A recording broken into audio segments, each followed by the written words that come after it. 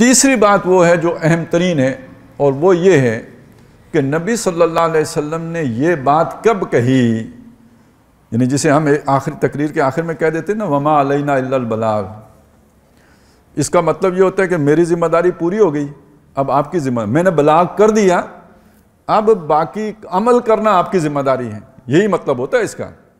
یہ بات حضور نے کب فرمائی؟ 23 سال محنت کرنے کے بعد وہ جو آخری، پہلا ہی حج تھا اور آخری بھی تھا، جسے خطبہ حجۃ الوداع کہتے ہیں، نبی صلی اللہ علیہ وسلم کا پہلا حج ہے اور یہی آخری بھی ہے۔ اس موقع پہ آپ نے لوگوں سے پوچھا، یہ نہیں کہا وما علینا الا البلاغ، یہ کہا الا هل بلغت، یار آپ بتاؤ میں نے پہنچا دیا؟ یعنی آپ کو بات سمجھ آ گئی؟ پہنچا تو تب نا، پہنچنے کا مطلب یہ میرے دل تک پہنچ گیا، تو میں نے آپ تک پہنچا دیا۔ اللہ سنو، لوگوں سنو، اللہ کا مطلب سنو، ذرا میری طرف متوجہ ہو جاؤ۔ حل کوسچن، سوالیہ استفہامیہ ہے، بلغ تو کیا میں نے پہنچا دیا ہے؟ وہ اللہ نے میری ذمہ لگایا تھا نا، بلغ ما انزل الیک من ربک، پہنچائیے جو آپ پر آپ کے رب کی طرف سے نازل کیا گیا۔ تو اب آپ لوگ گواہی دو کہ کیا میں نے تم تک پہنچا دیا؟ اب لوگوں نے جواب دیا، یہ اس سے پتہ چلتا ہے کہ پہنچانا کسے کہتے ہیں۔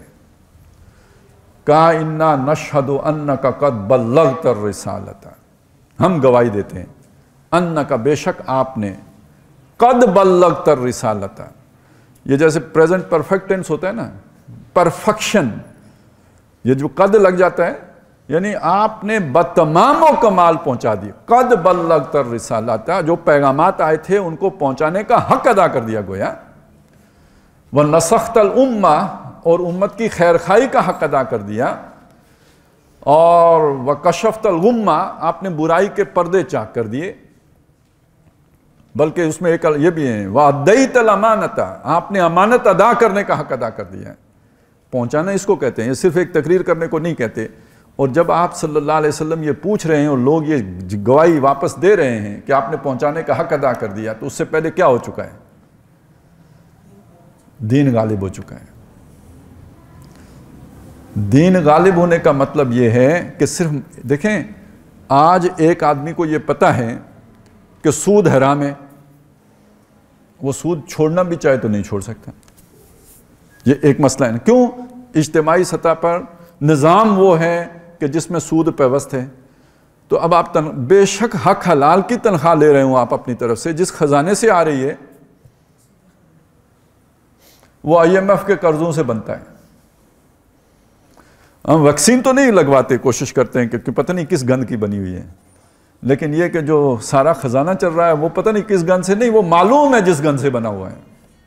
وہ شک کی بات نہیں ہے، یقین کی بات ہے۔ لیکن کیا کریں، کہاں جائیں، کیا کھائیں، کیا پئیں، کون سا کاروبار کریں؟ کوئی کاروبار اس سے باہر نہیں ہے۔ تو معلوم ہے جب تک نظام نہ قائم ہو جائے تب تک پہنچانے سے بھی کوئی فائدہ نہیں پہنچتا۔ میں نے آپ کو پہنچا بھی دیا تو کیا فرق پڑے گا؟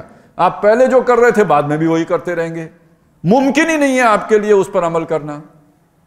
اور دوسری صورت یہ ہوتی ہے کہ اوپر کوئی فرعون بیٹھا ہو، کوئی ابو جہل ہو،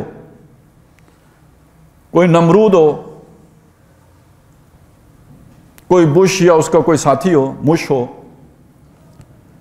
اب آپ اگر کریں گے، یکسو ہوں گے اللہ کی طرف تو اس کے باغی شمار ہوں گے، اس کے باغی شمار ہوں گے تو چمڑی اداڑے گا، کوڑے مارے گا، دیکھتے انگاروں پہ لٹائے گا، غیب کرا دے گا، وہاں سے ہٹ کرے گا جہاں سے آپ کو پتہ ہی نہیں ہوگا۔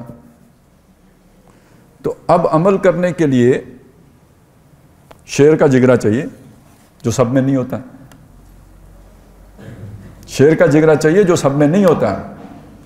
ایسے با ہمت لوگ تھوڑے ہوتے ہیں، اگر سارے ایسے ہو جائیں تو پھر تو معاشرے میں ہر وقت لڑائی کٹائی چلتی رہے نا، میں آپ کی نہ مانوں آپ میری نہ مانیں۔ تو اللہ نے ایک بیلنس رکھا ہوا ہے، اس طرح کے بڑے ایکٹیوسٹ لوگ تھوڑے رکھے ہوتے ہیں، باقی اکثر وہ لوگ ہوتے ہیں جو فالوور ہوتے ہیں، جو پیچھے چلنے والے، جو ٹرینڈ سیٹ ہو اس پر چلتے ہیں، جیسے بھیڑیں چلتی ہیں، بھیڑ چال چلنے والے لوگ ہوتے ہیں۔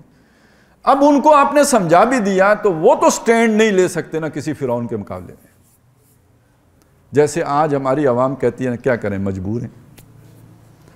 یار وہ فرعون اور نمرود کے سامنے سٹینڈ لینا تو بہت بڑی بات ہے، بیوی کے سامنے بھی سٹینڈ لینا بہت مشکل کام ہے۔ وہ آپ کا بھی تجربہ نہیں ہے، تھوڑے عرصے میں آپ کو معلوم ہو جائے گا کہ یہ بھی بہت بڑی بہادری کا کام ہے کہ گھر میں بھی بندہ اپنی بات منوا لے۔ ہم نے بڑے بڑے بزرگ دیکھے ہیں جنہوں نے کئی حج کیے ہوتے ہیں، بڑے مجاہد ہوتے ہیں باہر، گھر کے باہر، اور وہ کہتے ہیں کہ آپ کی ساری باتیں بالکل ٹھیک ہیں لیکن گھر والے نہیں مانتے۔ تو ہم میمولے کو شہباز سے لڑانے چلیں، میمولا میمولی سے نہیں لڑ سکتا۔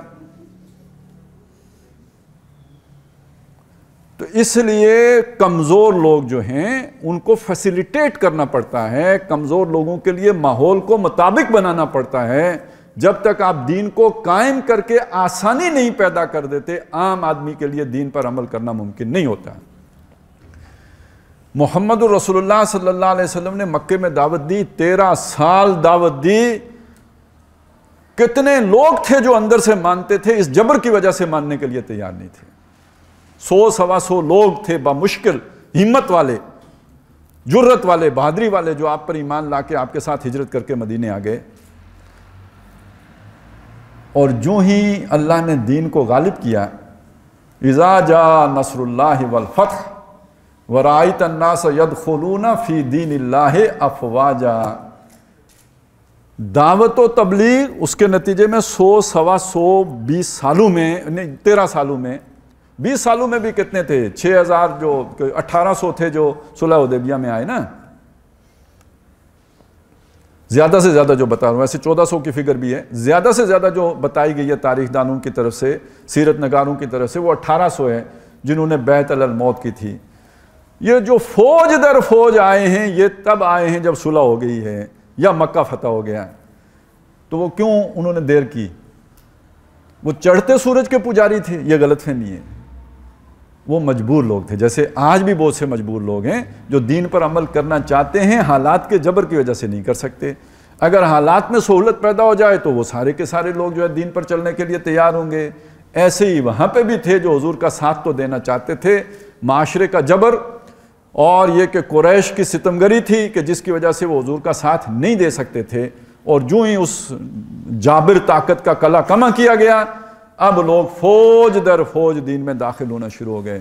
تو معلوم ہوا کہ اتمام حجت کا یا شہادت حق کا ایک تقاضا یہ بھی ہے کہ جب تک حکومت کی سطح پر آ کر آپ لوگوں کے لیے آسانی نہیں پیدا کر دیتے دین پر چلنا، اس وقت تک لوگوں کے لیے دین پر چلنا مشکل ہوتا ہے۔